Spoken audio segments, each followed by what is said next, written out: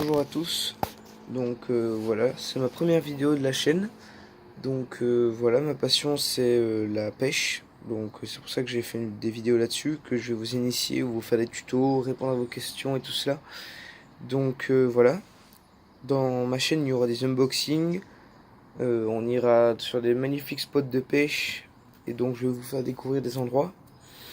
Donc voilà, pour ma première vidéo, j'ai décidé de vous présenter mon sac de pêche. Donc c'est un Sauvage Gear. Désolé pour mon anglais.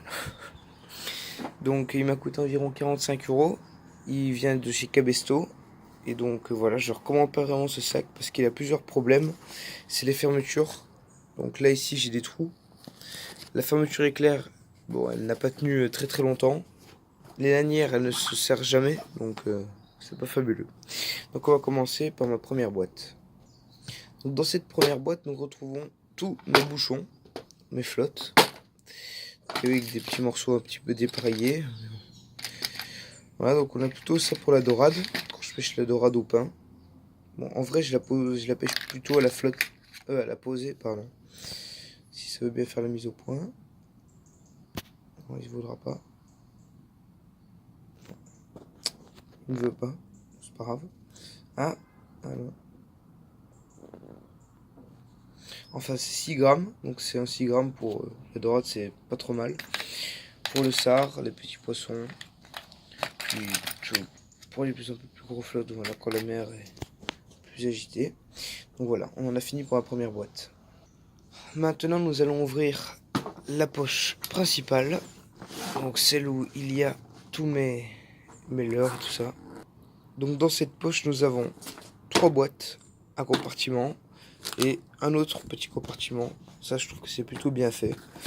On va commencer par la boîte la plus remplie, donc la boîte où j'y mets plus souvent les mains.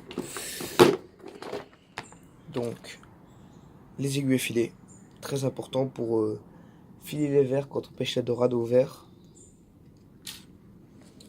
Les hameçons de 14, c'est pas des très gros hameçons, mais des hameçons de 2 pour la dorade, quand on la pêche au crabe et au verre. Des plus petits hameçons, quand on prend rien, pour éviter la bredouille. Des 4, et encore plein d'autres. Les Black Minnow, très très bon leurre, malheureusement qui coûte très très cher. Je les ai en 70 et en 90, en plusieurs coloris. Coloris blanc, coloris vert argenté. Donc ensuite nous avons les plombs. Donc les 3 compartiments à plomb. Ceci, moi je m'en sers beaucoup en surfcasting. Donc quand il y a du vent, ça tient très très bien le sable, en fait grâce aux petits picots qu'il y a. Bon, je ferai des vidéos, bon je me répète, mais je referai des vidéos bien précises. Ensuite nous avons ceci, donc quand la mer est très calme, ça c'est vraiment parfait pour pêcher dans les rochers. Donc en le posant comme ceci, ça couchera moins. Le même dans un plus petit grammage. Ceci c'est donc j'ai pas dit, mais ça c'est pour la pose. Donc ça aussi c'est pour la pose quand on pêche donc à la posée. Ensuite ceci c'est quand je fais des montages au drop shot, car et oui je ne pêche pas que en mer, mais bon j'ai essayé en mer. Pour le bar c'est pas trop mal. J'ai oublié de dire aussi les Black Minnow c'est pour le bar, hein, bien sûr. C'est pour le bar. Des flottes encore. Ceci je m'en sers quasiment jamais, sauf donc en fait je m'en sers juste pour pêcher la vue. Bon, c'est des très bonnes imitations. Ensuite j'ai des petits leurres, donc pour le rock fishing. Les voici. Je les mets sur des petits hameçons du style hameçon de 7, entre 7 et 9. D'autres encore. Et voilà, c'est tout pour cette première boîte.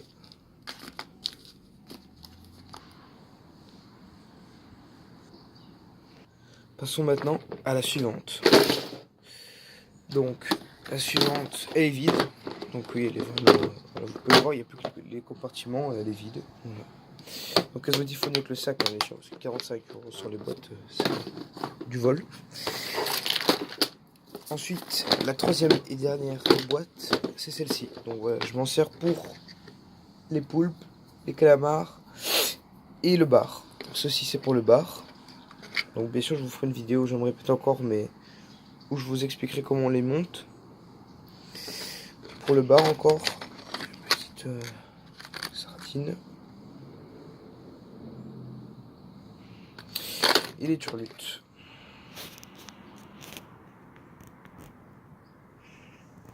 Une turlute, encore une autre turlute.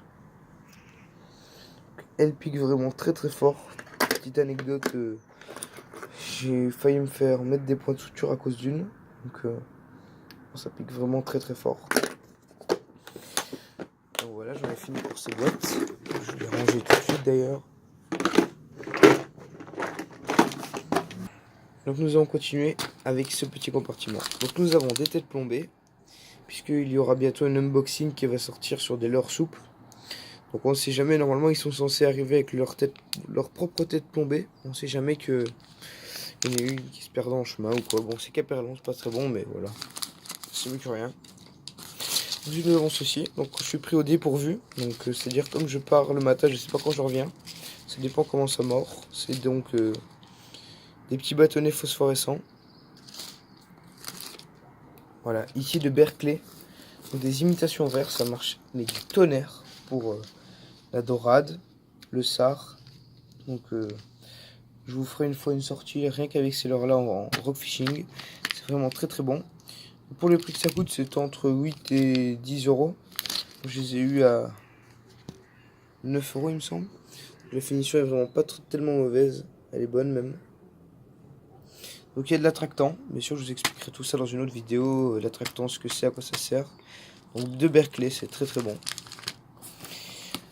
Des ciseaux pour vider ces poissons. Bon, je vous avoue c'est assez rare mais que je garde un poisson, mais des fois ça arrive, mais c'est surtout pour couper le fil.